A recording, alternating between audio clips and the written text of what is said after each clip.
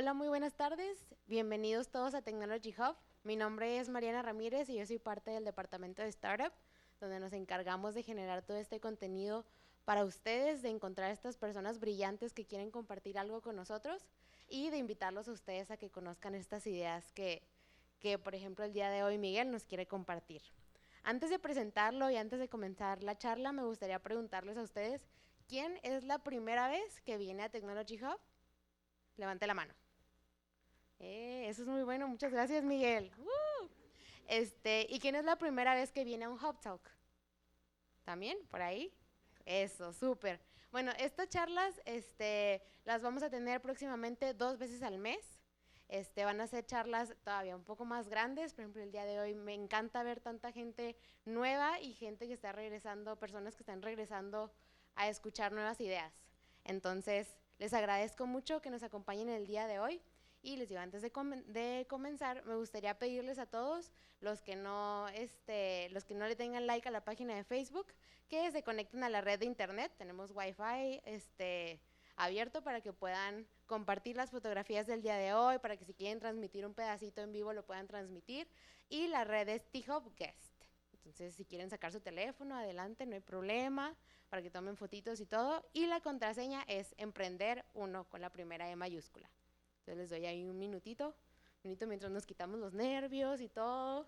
Digo, no sé si estés más nervioso tú que yo o yo que tú. Bueno, ¿listo? ¿Ya se pudieron conectar? ¿Alguien tuvo algún problema? ¿Todo bien? Bueno, estas charlas que tenemos en Technology Hub son charlas de 20 minutos. El día de hoy va a ser especial, van a ser 30 minutos. Y luego vamos a tener un espacio para hacer preguntas y respuestas. En estas preguntas y respuestas se las vamos a hacer a Miguel, él nos va a responder, valga la redundancia, y al final vamos a tener un espacio de networking donde vamos a poder platicar directamente con él, donde vamos a poder platicar con los demás invitados del día de hoy. Nada más les voy a pedir un favor. Hay que dejar que escape de la esquina, porque en cuanto termina su plática, luego todos venimos a platicar con él y el speaker nunca se va de aquí de la esquina. Entonces, cuando termine Miguel, cuando terminemos las preguntas y respuestas, los invito a que pasemos aquí al área de afuera para que también conozcan el edificio de Technology Hub, el edificio Giga, y para que puedan platicar de forma más a gusto con Miguel. Ok, ahora sí, ya le voy a dar su presentación para que podamos empezar a escuchar a Miguel el día de hoy. Y traje mi hojita como para hacer trampa porque tiene un background muy interesante, entonces ahí me disculpan que tenga que apoyarme con con mi hojita para hacer trampa. El día de hoy nuestro speaker especial es Miguel Ángel Alfaro Ávila. Él estudió la licenciatura en médico cirujano por la Universidad Autónoma de Ciudad Juárez. Tiene un curso en Historia del Arte por Bellas Artes de la misma casa de estudios. Actualmente realiza un curso a distancia en Arte y Medicina por la Humanización de la Atención en Salud por la Universidad de la Ciudad de Cabo en Sudáfrica. El día de hoy nos va a compartir la plática Una mirada clínica, enfermedades a través del arte. Entonces, ahora sí, le doy el micrófono a Miguel para que pueda comenzar. Un fuerte aplauso, por favor.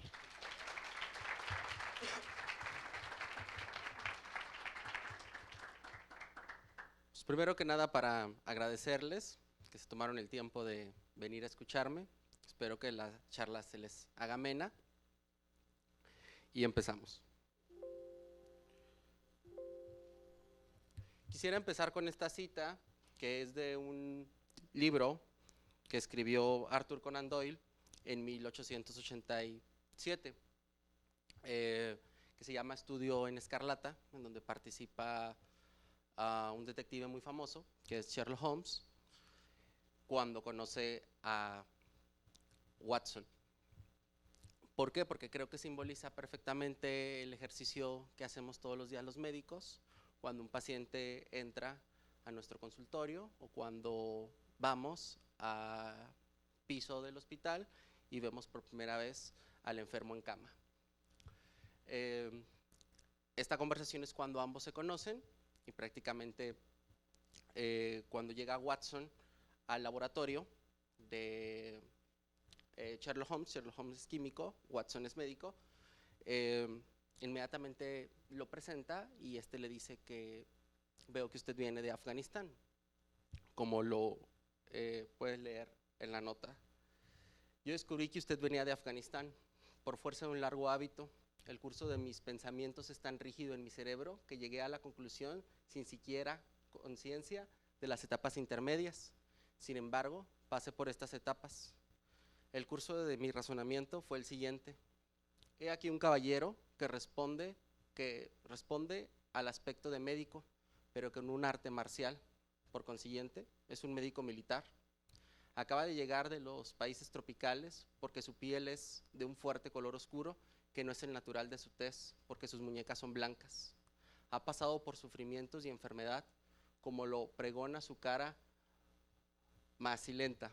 Ha sufrido una herida en el brazo izquierdo, lo mantiene rígido y de manera forzada. ¿En qué país tropical un médico del ejército inglés pasaría por duros sufrimientos y resultado herido del brazo? Evidentemente, en Afganistán. Y toda esa cadena de pensamientos no me llevó ni un segundo. Entonces le hice la observación que venía de Afganistán y él quedó atónito. Esa cualidad que tenía Sherlock Holmes de poder deducir las cosas a partir de la observación. Siempre que hablamos de medicina en el arte, pensamos en algunos cuadros en donde está el médico o el equipo de salud realizando su trabajo. Aquí tenemos uno de los primeros trabajos de Picasso que hizo a sus 15 años, Ciencia y Caridad, en donde interpreta a su padre, al médico, una mujer enferma, junto con una monja y un niño en brazos. Es interesante mencionar que la palabra clínica viene del griego klini, que significa cama o lecho. La medicina, a través de los tiempos, se ha hecho a partir o a raíz de estar en la cabecera del enfermo, en la cama, viéndolo. Otros son los cuadros en donde se representa la medicina. En este caso, este es un cuadro de Vincent Castell, la parotomía, en donde se observa un grupo de cirujanos a realizar una operación de apendicectomía. Aquí pues representamos a la obstetricia, una madre que da luz a su bebé, el autor es desconocido, en donde vemos el trabajo de parto. Incluso también las necropsias se han retratado. Aquí vemos este cuadro de Enrique Simonet que se llama Y tenía corazón. Sin embargo, eso es lo que uno habitualmente piensa cuando habla sobre medicina y arte. Hoy vamos a hablar sobre las enfermedades, una perspectiva que únicamente nosotros como médicos, cuando se nos entrena, adquirimos esa capacidad de poder observar detalles, cosas que la mayoría de las veces corresponden a una entidad. Y he decidido ordenar toda la presentación por orden cronológico, de tal manera que vamos a empezar en la Edad Antigua y vamos a terminar hasta en Edad Contemporánea. Aquí tenemos nuestra primera pieza, es una estela funeraria de la dinastía de Amenhotep III, por allá de 1400 a.C.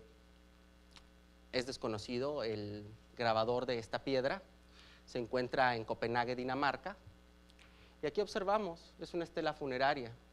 Lo que nos llama la atención es el personaje principal, Remy, el cual es un sacerdote, acompañado de su esposa y de su hijo, para ofrecer una ofrenda a una diosa asiria por curarlo de su enfermedad. ¿De qué enfermedad estamos hablando? Al observar un poco los detalles del grabado, vemos que evidentemente hay una atrofia y una disminución del miembro inferior derecho. Utiliza un báculo como muleta y más aparte la pierna tiene una apariencia como si trajera un tacón invisible. Eso se llama pie equino. Este cuadro clínico corresponde a una enfermedad que casi está erradicada y casi, porque me refiero a que todavía existen casos, que es la poliomielitis. Y lo vemos aquí también en un paciente de la India, incluso también con un bastón para apoyarse. La poliomielitis es una enfermedad causada por un virus que se llama poliovirus, que desde que la vacuna se tiene disponible, pues se ha disminuido muchísimo la incidencia. Entonces, esta estela funeraria, el diagnóstico sería una poliomielitis paralítica. Habitualmente la polio lo que hacía era que producía parálisis. El músculo cuando uno lo tocaba estaba flácido, es una parálisis flácida, y posteriormente, si el paciente sobrevivía, le daba un síndrome postpolio. ¿A qué me refiero con eso? Producía deformidades como esta, que es similar a la que tiene nuestro paciente. La anterior la funeraria era egipcia. Esta es una escultura griega del periodo helenístico, el último periodo griego manejado por Alejandro Magno, y tenemos a esta obra que se llama Pugil en reposo o boxeador en reposo sobre una roca. Esta se encontró en unas excavaciones en 1888 en los baños o las termas de Constantino, y corresponde a un boxeador. El boxeo, como ustedes saben, los griegos pues, practicaban una buena cantidad de deportes, de ahí las olimpiadas, pero lo que nos llama la atención es el detalle que tiene nuestro boxeador, que es una oreja un poco hinchada en aspecto de coliflor, que esto se conoce médicamente como pericondritis auricular, que es básicamente una inflamación del cartílago que recubre el oído externo. ¿Por qué? Porque al haber heridas, la piel tiene una flora normal, donde hay bacterias que viven habitualmente, pero cuando hay heridas traumáticas, se infecta y puede producir este tipo de lesiones. Si acercamos un poco más al rostro, vemos que hay algunas heridas por contusiones, y además vemos una desviación franca del tabique nasal. Este tipo de lesiones, a diferencia de las anteriores, todavía se ven precisamente en boxeadores. Y luego nos pasamos de la edad antigua hasta principios de la edad moderna, y tenemos este cuadro que se llama La Virgen del Canoningo van der Paele. Es un cuadro pues, muy grande, es un óleo sobre tabla, que está en el Museo de Brujas de Bélgica. ¿Qué personaje aquí es el que está enfermo? Tenemos que acercarnos. Y precisamente es el canoningo quien algunos médicos han estudiado, y según su biografía y los hallazgos clínicos que se encuentran en este cuadro, vemos que presenta una enfermedad que se llama arteritis de la temporal. La arteria temporal, que le da oxígeno a esta región del cráneo y del cerebro, se ve engrosada, se ve protuida. A su vez, esta entidad se debe porque el vaso sanguíneo, es decir, la arteria, se inflama y produce síntomas como la alopecia. Vemos que el paciente tiene una alopecia androgenética, le falta cabello en la parte superior, y más aparte vemos que utiliza unas gafas. Su mirada está como perdida, porque uno de los síntomas es la disminución de la visión o la visión doble, o incluso la ceguera. Esta enfermedad es de origen autoinmunitario. El sistema inmunológico lo que hace es que ataca la capa interna de esta arteria. Corresponde también al cuadro clínico, porque afecta a pacientes mayores de 50 años. La edad del canoningo aquí era alrededor de 67 años. Y pues aquí vemos también una fotografía clínica, también con alopecia. Seguramente si le hiciéramos un examen de vista a este paciente, tendría alteraciones. La obra maestra de Roger van der Weyden, El descendimiento de la cruz, es un óleo sobre tabla que se encuentra en el Museo Nacional del Prado en Madrid. Van a ver alrededor de mi exposición que hay unas 3 pinturas del Prado. Espero algún día conocerlo. ¿Y qué es lo que vemos aquí? Aquí vemos el momento en el que descienden a Jesucristo de la cruz, y una serie de personajes, 10 para ser exactos. ¿En quién nos vamos a concentrar? Otro de los detalles interesantes del cuadro es que el cuerpo de Jesús hace una S itálica similar a la que la Virgen María hace. Esto para su tiempo, pues, era una técnica novedosa. ¿Qué es lo que vemos aquí? Que la Virgen ha sufrido un desmayo. Médicamente, ¿cómo se llama eso? Síncope. ¿Y qué es el síncope? Pues es una pérdida brusca del estado de conciencia y del tono postural, es decir, el paciente se cae. Es brusca, es repentina y habitualmente se debe a un desencadenante, estrés emocional o algún otro factor externo. Pero la vemos pálida, incluso azul de alguna parte del rostro. Pero también observamos aquí una masa cervical, es decir, algo enfrente del cuello, que correspondería a un bocio por deficiencia de yodo, que era muy frecuente en esta época, sobre todo en regiones montañosas, en donde la tierra no tenía este oligoelemento, o en regiones lejos de la costa. Observamos aquí también a la hermana de la Virgen María, que también presenta una masa en el cuello. Entonces, el diagnóstico correspondiente a este cuadro es un síncope derivado a un factor desencadenante, se llama síncope vasovagal, más aparte un bocio difuso. El bocio es el crecimiento de la glándula tiroides. Aquí tenemos otro, es un mural al fresco y temple de Pietro della Francesca, que se llama Resurrección de Cristo. No sé si haya algún cirujano dentista o algún odontólogo aquí en la sala. Vemos el momento en el que Jesucristo tiene su resurrección y unos soldados dormidos. Aquí nos llama la atención una masa cervical anterior, un poco más arriba, de donde correspondería a la glándula tiroides, habitualmente está de este lado. Esto correspondería a un quiste de un conducto que se llama conducto tirogloso. Verán que cuando uno es un embrión, la tiroides y la parte posterior de la lengua tienen el mismo origen. Entonces la tiroides desciende de la boca hasta el cuello, pero a veces hay pacientes que por alguna razón esto no desciende y se queda ahí una persistencia.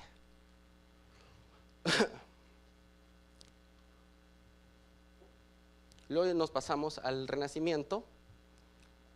Los autores anteriores eran de la escuela flamenca. Aquí tenemos una obra de Rafael que se llama La Transfiguración. Es un temple sobre madera y lienzo que está en el Museo de la Ciudad del Vaticano. Es muy interesante este cuadro porque ese es el último cuadro que hizo Rafael en su vida. E incluso cuando él falleció, pidió que le llevaran este cuadro en su sepelio. Se decía que era su obra favorita. Está dividida en dos áreas. Por una parte, lo divino, que es la transfiguración, cuando Jesús de Nazaret asciende al cielo junto con Moisés y Elías. Abajo los evangelios y aquí algunos apóstoles. Esto representa lo divino y esto representa la vida terrenal. Incluso en la Biblia se maneja esta enfermedad, lo menciona, es una enfermedad conocida. Aquí acercamos un poco, vemos que también hay una mujer que simboliza la pureza, es la única mujer del cuadro, pero aquí lo que nos llama la atención es el niño que está siendo sujetado por su padre, que corresponde a un ataque epiléptico, a una crisis convulsiva. Este cuadro ha sido estudiado por distintos médicos. Hay un neurólogo británico, Bell, que lo estudió, y él menciona que de todas las posiciones que pudo haber elegido Rafael para este cuadro, eligió la única que jamás se presenta. O sea, Rafael se equivocó. Y es precisamente porque junta el dedo anular y el medio y separa el pulgar del meñique. Eso no se presenta en la epilepsia jamás. Y más aparte, si se fijan, hay una superversión de la mirada, pero para diferentes lados. Eso se llama estrabismo y como es diferente, divergente. Jamás. En la epilepsia eso no se presenta, siempre los ojos van hacia el mismo lado. También es importante mencionar que la palabra epilepsia se deriva de una concepción de posesión, significa intercepción. Entonces, la Biblia ya manejaba este tipo de entidades como una posesión, como una intercepción por parte del mal que se apoderaba de las personas. Incluso aquí vemos, hay un libro, como si estuvieran haciendo un exorcismo.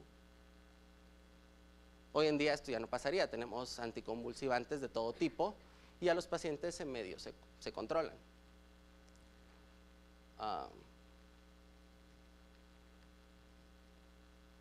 Este es un video, pero no sé por qué no se puede pasar.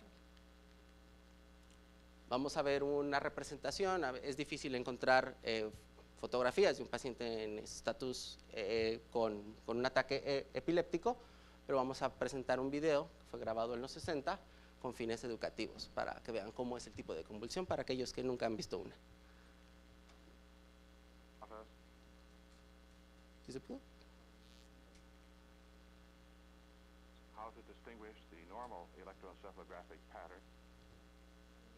Ups, problemas técnicos.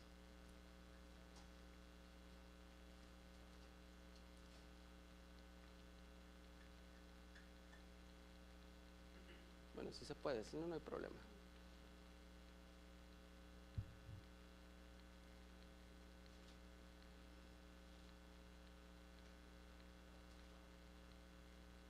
Ups. Ok, aquí lo vemos. Actualmente la epilepsia se diagnostica por un estudio de gabinete que se llama electroencefalograma. Ningún paciente debería tener diagnóstico de epilepsia si no le hacen este estudio. Estas son las ondas cerebrales normales. Todo está aparentemente normal, sin embargo, a veces el paciente reconoce algunos síntomas que son los antecedentes de la convulsión. A veces, por ejemplo, empiezan con náuseas, con vómito, empiezan a sentirse cansados, les empieza a doler la cabeza y posteriormente desarrollan este tipo de convulsiones.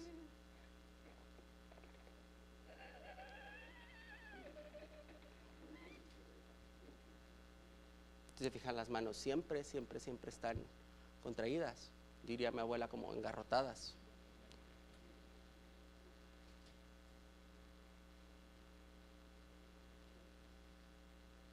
Llega un momento en el video en donde se ve el estrabismo y es hacia un mismo lado. Habitualmente las convulsiones siempre son tónicas, se ponen duros y luego ya se ponen como flaciditos. Se llama convulsión tónico-clónica. Y pues este paciente lo presenta. Pero bueno, aquí le faltó el detalle de las manos y de los ojos a Rafael el Divino. Muy bien, ¿quién no conoce la Gioconda, la Mona Lisa? La pintura yo creo que más famosa en la historia del arte. Fue realizada por Leonardo da Vinci, era la esposa de un comerciante florentino, Francisco del Giocondo, y la Gioconda a su vez significa alegre. Fácilmente la Gioconda tiene alrededor de 40 diagnósticos diferenciales. Si uno lo busca en bases de datos médicas, vemos que algunos médicos han escrito mucho sobre esta pintura, así que no solamente es enigmática por su sonrisa o por la identidad de la persona retratada, sino también porque médicamente es todo un compendio de medicina. Algunos colegas han establecido que ella pudo haber tenido una sífilis, pudo haber tenido una parálisis facial, una insuficiencia ovárica, una serie de patologías que abarcan yo creo que todas las especialidades. La hipótesis que nosotros apoyamos es que tenía un problema en el metabolismo del colesterol. Su colesterol estaba muy alto y cuando eso pasa nos da síntomas. ¿Qué síntomas nos da? Este tipo de lesiones. Aquí vemos en el canto interno una lesión que corresponde a un santelema o santelasma, que es una acumulación de colesterol o triglicéridos. Y también, si observamos en la muñeca, una pequeña tumoración que algunos galenos han establecido que se trata de un lipoma. Esos datos obviamente son sugestivos de una enfermedad derivada por acumulación de triglicéridos o colesterol. Sin embargo, hay algunas incongruencias por parte de la biografía de la Mona Lisa, porque ella falleció hasta los 67 años. Si hubiese tenido desde tan joven tanto colesterol y triglicéridos, pues seguramente se hubiese infartado más joven y no en una edad adulta. Aquí tenemos una escultura que corresponde a la tumba de un miembro de la familia Medici. Como recordarán, pues el Renacimiento se caracterizó por los mecenas, los cuales de alguna manera apoyaban a ciertos artistas para realizar obras de carácter religioso, y en este caso tenemos esta tumba en donde se representa el personaje principal, que es Giuliano de Medici, la noche y el día. El día es un hombre, la noche es una mujer, y aquí lo que nosotros vemos, o lo que nos llama la atención, es la comparación de esta mama con esta. Son distintas. ¿Cuál es la patológica? ¿La derecha o la izquierda? La izquierda, vemos que el pezón está como retraído, está deformada la mama, no se ve tersa en comparación de la otra. Se ve como si una parte de ella estuviera retraída y el pezón también se ve retraído. Esto clínicamente pues corresponde a un cáncer de mama. Entonces, yo sé que este siglo es el siglo del cáncer, pero pues es una enfermedad tan antigua como la tuberculosis, la lepra o la poliomielitis. Y aquí pues Miguel Ángel Buonarroti lo pudo retratar a la perfección. Esta es una pintura de Diego Velázquez que corresponde al siglo de oro español. Se llama Francisco Lescano, el niño de Vallecas. También está en el Museo del Prado. Y aquí observamos a un paciente que tiene talla baja, es decir, un paciente chaparrito, un paciente con enanismo. Pero vemos que hay algunas anormalidades en su cara que nos hace pensar que este niño pudo haber padecido algo que se llama cretinismo. ¿Y qué es el cretinismo? Es básicamente la deficiencia de yodo en un recién nacido que cuando no se corrige genera retraso psicomotor y discapacidad intelectual severa y permanente. Entonces, la expresión de este retrato pues es una expresión de ambigüedad. Si se fijan en el cabello, se ve grueso, se ve áspero, porque estos pacientes tienen precisamente así el cabello, e incluso la piel se ve como un poquito como si estuviera hinchada. Igual la nariz toma una figura en donde se hunde el puente nasal. Esto también ha sido estudiado por distintos especialistas y apoyan el diagnóstico.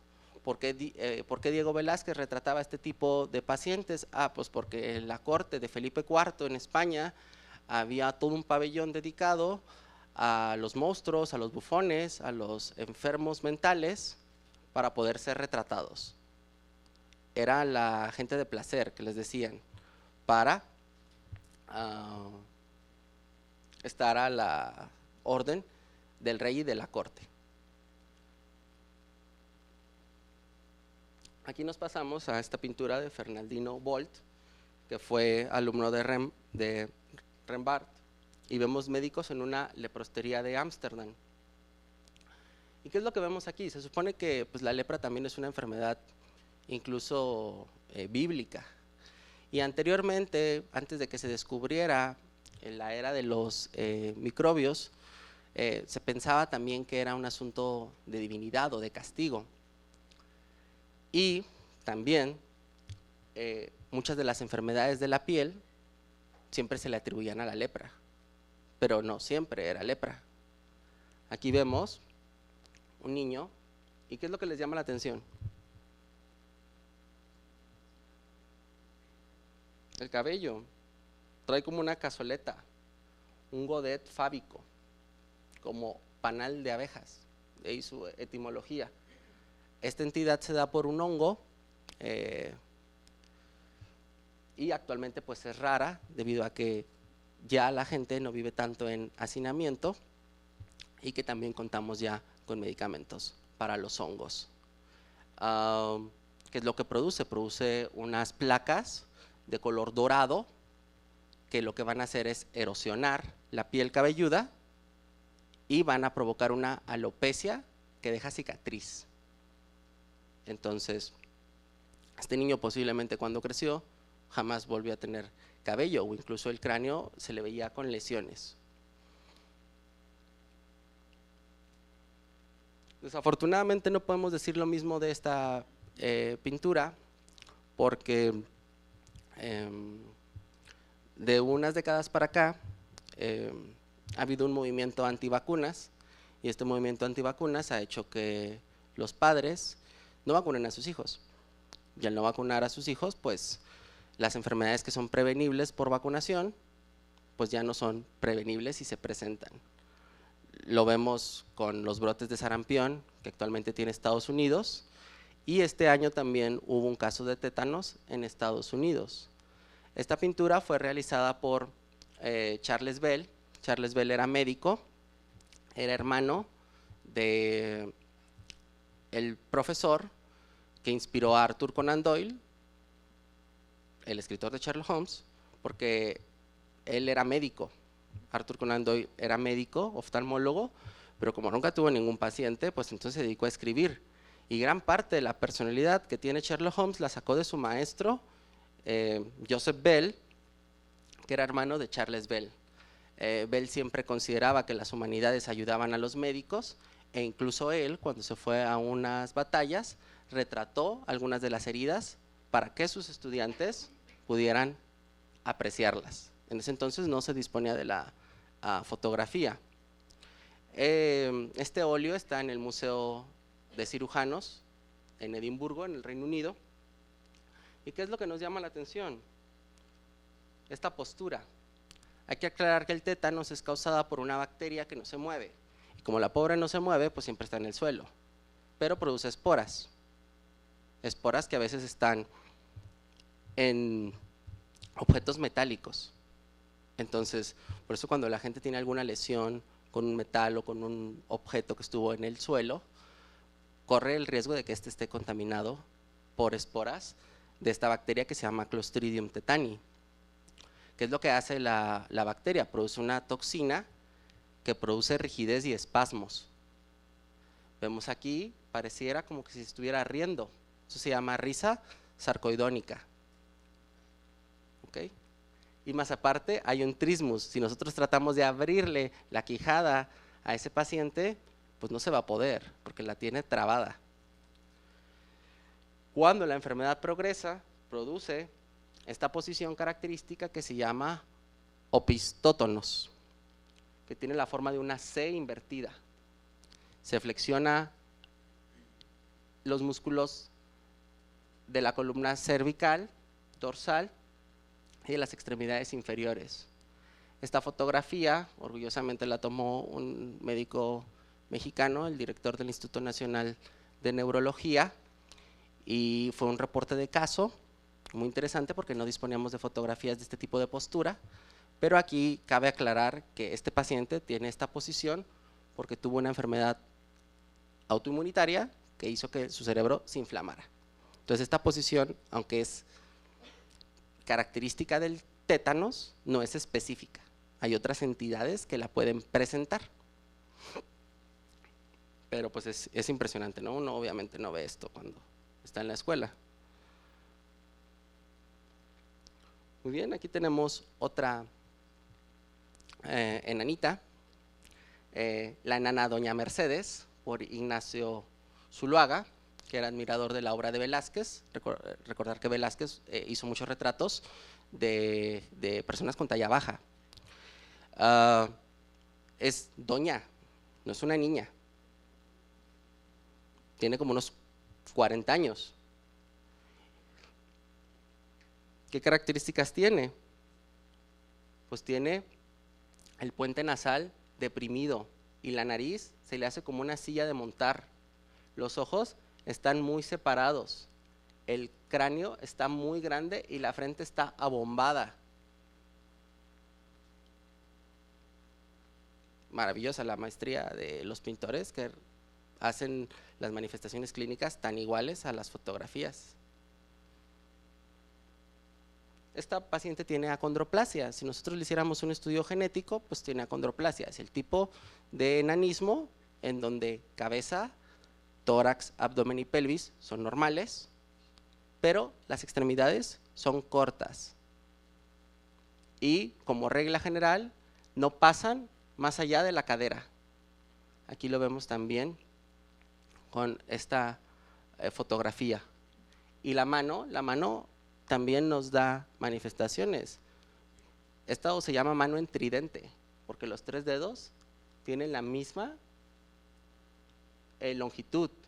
Incluso hay una separación del dedo medio con respecto al dedo índice y el dedo anular.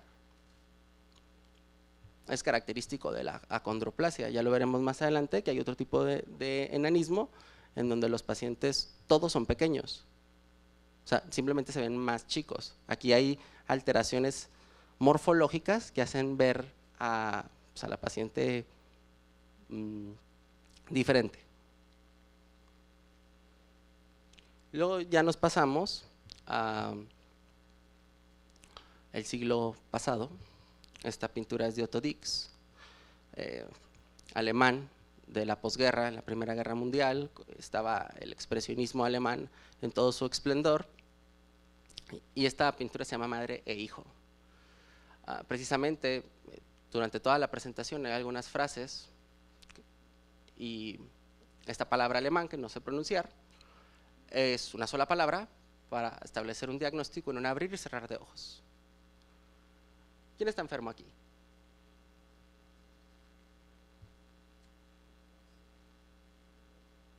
Bueno, pues está claro que Otto Dix seguramente vio a esta persona porque es extremadamente lo parecido. Este niño tiene hidrocefalia.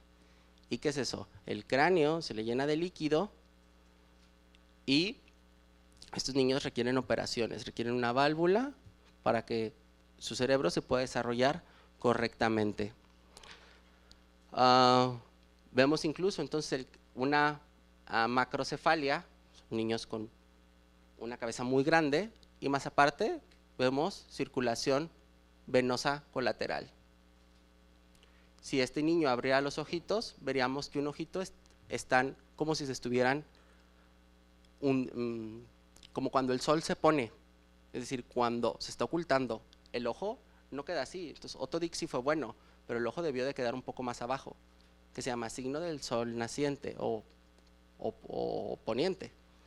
¿Por qué? Porque es tan grande la cabeza, pero la órbita no aumenta de tamaño. Entonces los niños se les hunden sus ojitos y se les van para abajo.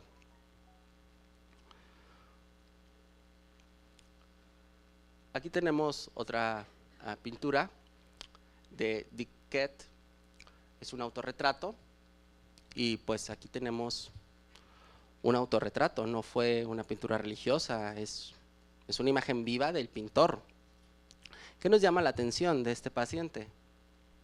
Pues para empezar, vemos que la yugular se le marca como si estuviera ingurgitando, como si yo prendiera una manguera y esta llevara agua. ¿Qué más? Tiene su cara roja, tiene la nariz roja, pero no es un rojo brillante, es un rojo como pegándole al morado. Y más aparte tiene un hábito delgado.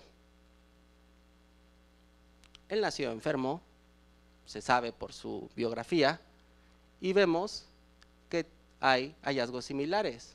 Está rojito de aquí, se llama rubicundez facial y nasal, ojos hundidos, labios un poquito azules, cianóticos. Aquí no lo vemos porque el paciente lleva una camisa de cuello largo y por la posición, pero seguramente este paciente tendría también ingurgitación. Y vemos aquí las manos, las uñas, se ven grandes, grandes, grandes, grandes.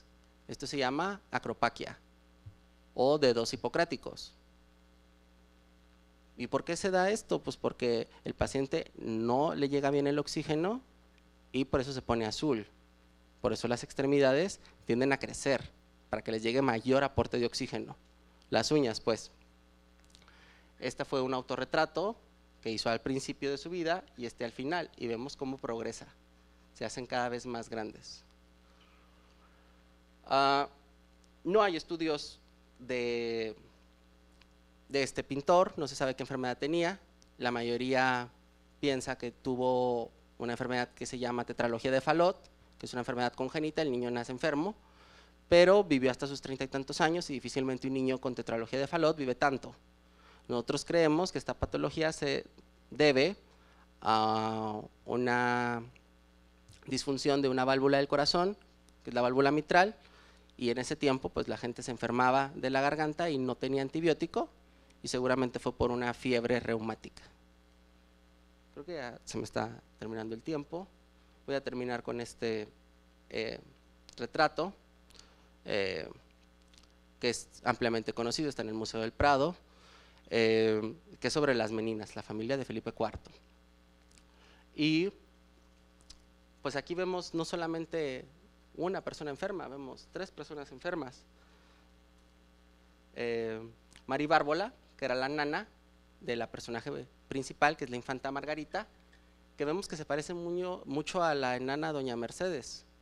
Tiene casi los mismos hallazgos, la nariz sencilla de montar, el cráneo abombado. Si baja su bracito, difícilmente le pasa la porción inferior de la cadera.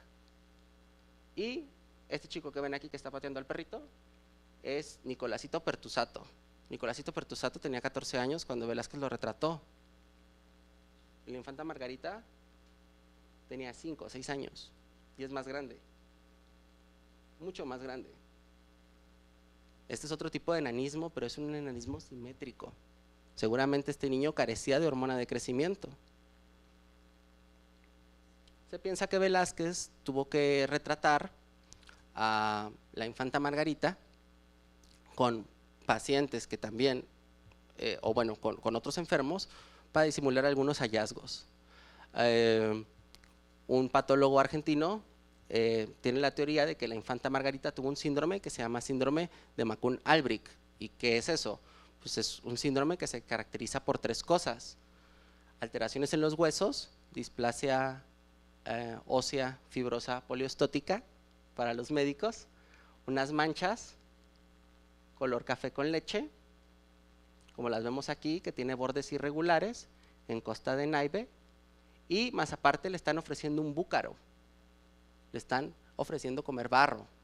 Eso antes se usaba, antes estar muy blanco era una cualidad propia de la realeza, y a su vez también se le daba a las mujeres como anticonceptivo. Se piensa que la infanta Margarita tuvo pubertad precoz, que es con lo que se completa este síndrome. Ella tuvo 4 hijos, tuvo su primer hijo muy joven, a sus 12 años, y a sus 20 y tantos falleció por secuelas de su parto. A lo mejor la cadera también estaba afectada por los huesos. No se sabe, se tendría que hacer una autopsia. Y termino con una frase de un médico que admiro mucho, bueno, o al menos lo que he leído sobre él, porque ya no vive. No hay arte más difícil que adquirir que el arte de la observación. Para algunos médicos esto resulta hasta cierto punto difícil de lograr. El realizar un diagnóstico por la presencia de un solo signo es el lenguaje más sencillo y a su vez la forma más sublime de lo que llamamos clínica, de lo que llamamos la medicina que está al lado de la cabecera del enfermo. No queda más que agradecerles por su tiempo, por escucharme. Espero que me haya dado a entender. Yo sé que no todos aquí somos médicos, pero es muy interesante observar las pinturas desde esa perspectiva. Gracias.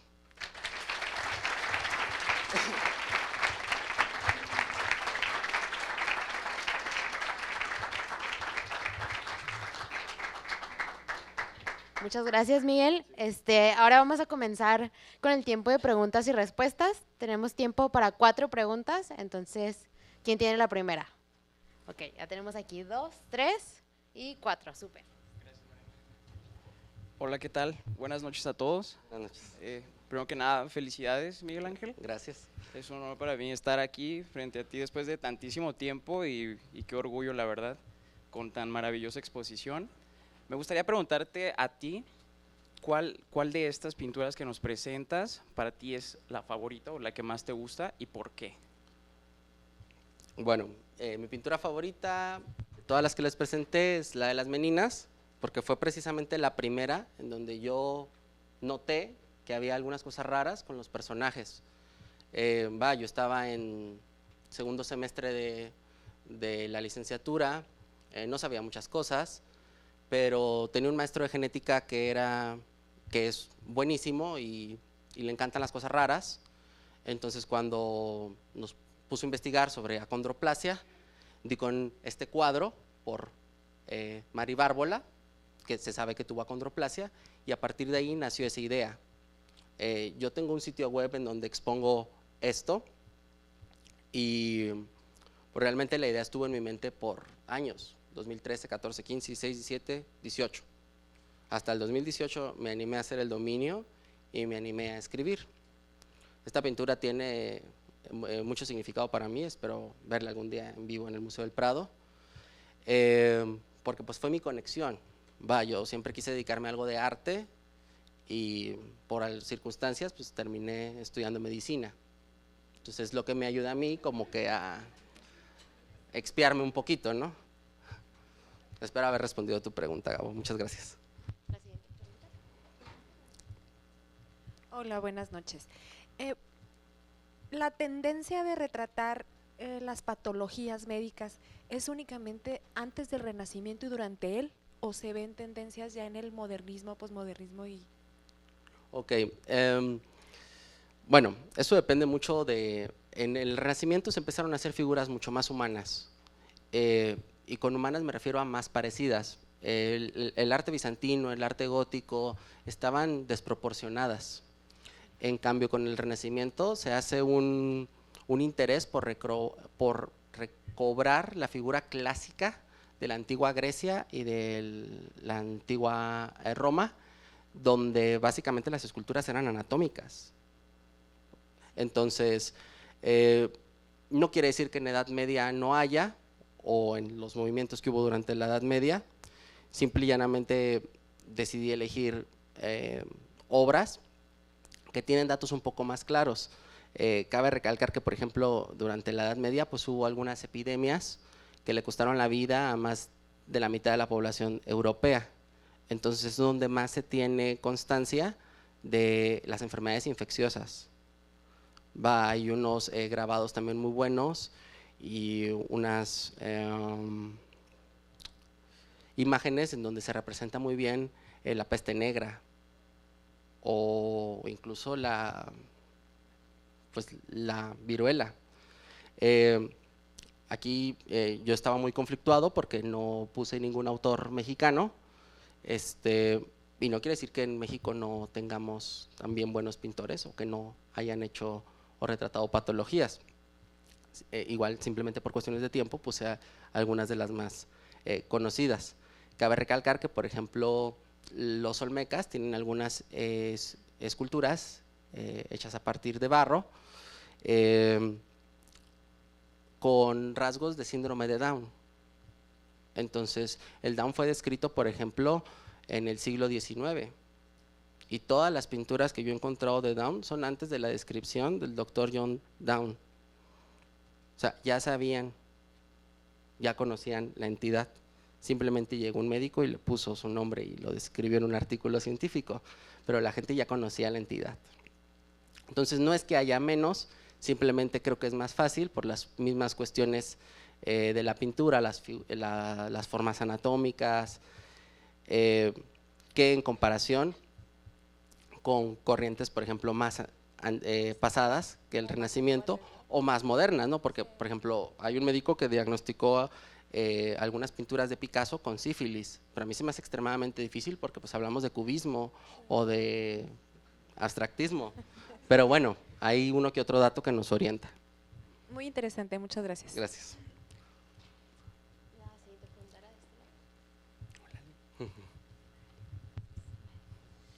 Hola Miguel, felicidades. La verdad es que me gustó muchísimo tu exposición. Creo que es muy importante que aprendamos a ser más multidisciplinarios y multidisciplinarias.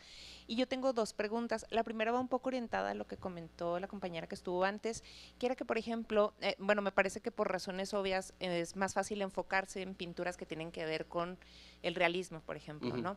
Pero, por ejemplo, cuando tú ves alguna pintura, tienes como, la primera pregunta sería, ¿algún criterio para diferenciar un rasgo expresivo, estético y algo que quiera como decir, o incluso un error en la pintura, ¿no? Porque bueno, obviamente hay pinturas que se han ido pintando sobre ellas a lo largo del tiempo, se les ha quitado, o sea, tiene muchos accidentes temporales, entonces no sé tú cómo haces para que eso no, digamos, contamine un poco tu mirada o incluso la enriquezca, en primer lugar, como cómo diferencias esos rasgos expresivos del pintor o la pintora para hacer el diagnóstico.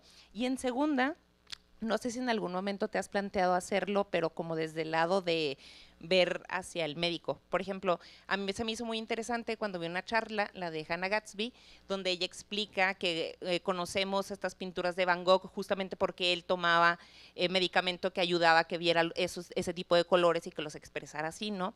Entonces, por ahí irían mis dos preguntas. Ok, gracias. Contestando la primera pregunta, obviamente a veces hay datos sugestivos.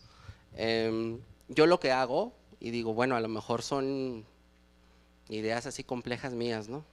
Y digo, se me hace que sí, pudo haber tenido una enfermedad, porque creo que tiene esto. Pero a veces el dato es muy ambiguo. Entonces lo que hago es que consulto la biografía de la persona retratada para identificar si hubo o estuvo enferma en algún tiempo. Eso también, por ejemplo, me pasó cuando hice una entrada de Down con Andrea Mantegna, porque él retrató muchos niños con características de Down. Y resulta porque una de las familias con las que trabajaba tenía un niño con Down. Entonces de ahí esa asociación. A veces es un poco difícil establecerla, pero yo creo que precisamente es el ejercicio de realizar esto, como uno lo realiza en consulta, realizarlo cuando uno va a un museo o cuando uno ve alguna obra de arte, para poder establecer diagnósticos diferenciales. Y con respecto a la segunda pregunta, siempre hay también trabajos interesantes sobre cómo los pintores, al estar enfermos, pintaron de cierta manera.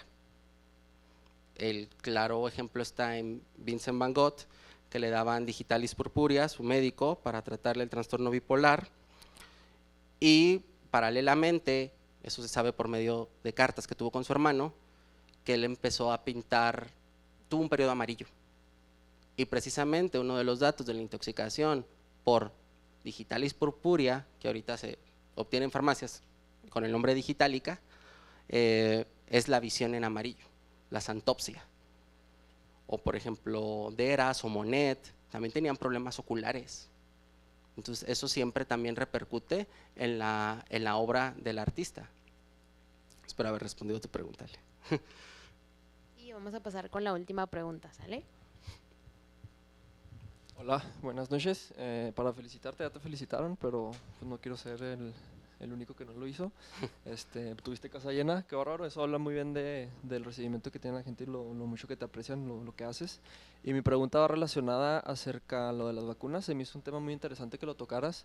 Y mi pregunta es, ¿cuál sería una de las razones principales por las cuales este movimiento antivacunas insta a las personas para no vacunar a sus hijos? Ok, se tiene bien delimitado el hito.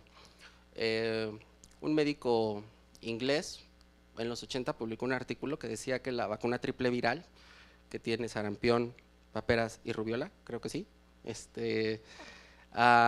causaba una enfermedad que se llama colitis inflamatoria, es decir, el sistema inmunológico ataca el colon, y lo relacionó también con autismo. Entonces, El artículo fue muy mencionado en su tiempo, pero la ciencia afortunadamente es refutable y por eso hemos avanzado tanto. Trataron de reproducir los mismos modelos de estudio que había hecho este médico con su grupo y ninguno obtuvo resultados. Entonces, la década pasada, la revista en donde se publicó ese artículo emitió un comunicado de que el artículo era falso, era un fraude. Entonces, al médico se le quitó su cédula, era un médico gastroenterólogo, y pues la revista se retractó, pero pues el daño ya se había hecho. Eso es como que la parte médica, y la otra parte es como que la tendencia de pensar que muchos de los gérmenes que actualmente combatimos,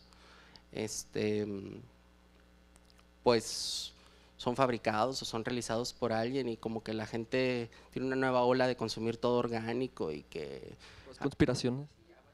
cosas así bien raras, y no vacunan a sus hijos porque dicen, no, es que estoy haciendo rica a este laboratorio que me vende la vacuna, y ahora pagamos el precio. Tenemos casos de sarampión, y pues es lamentable porque son enfermedades que se pueden prevenir por vacunación.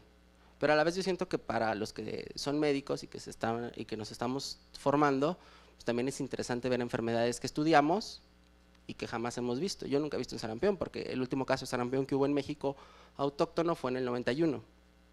Yo nací en el 93. Es una parte. Yo espero que pronto esa tendencia termine y que se empiece a vacunar a los niños y a las niñas. Incluso el gobierno, creo que de Italia, para entrar a preescolar ya requiere cartilla de vacunación completa. Gracias, Miguel. Sí. Y bueno, con esto terminamos el Hub Talk del día de hoy, pero antes yo te quiero agradecer que hayas traído un tema que al menos no habíamos tocado en Hub Talks anteriores. Es un tema muy interesante y ya nos dimos cuenta de que es un tema que queremos conocer. Es una combinación que yo no me habría imaginado, del arte y la medicina. Entonces, gracias por venir y compartirlo y por estar tan preparado. En nombre de Technology Hub te quiero entregar este reconocimiento. Déjame lo abro. Este reconocimiento es para ti por colaborar con la plática Una mirada clínica, enfermedades a través del arte, para construir una comunidad motivada a través del conocimiento colaborativo. Entonces, un fuerte aplauso para Miguel. Gracias. Aquí tienes. Gracias.